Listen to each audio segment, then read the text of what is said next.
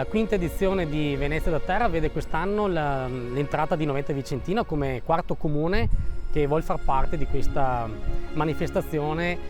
che i comuni dell'area berica vogliono portare, diciamo così, a livelli sempre più di partecipazione e di interesse di pubblico. Noventa, con la sua piazza, con la sua Villa Barbarigo, con la sua storia, vuole dare un contributo affinché la storia dell'area berica venga, diciamo così, sempre più riscoperta dai nostri concittadini e messa a conoscenza anche di quanti vogliono venire qui a visitare i nostri territori e a riscoprire questi nostri meravigliosi paesi che hanno un legame forte con la Venezia e la Serenissima. Il 27 settembre inizia la manifestazione con la presentazione a Noventa Vicentina del programma.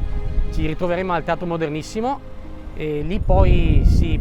partirà con un gruppo che andrà a visitare Villa Barbarigo, che ho qui alle spalle, la nostra sede comunale, e il Duomo, che ovviamente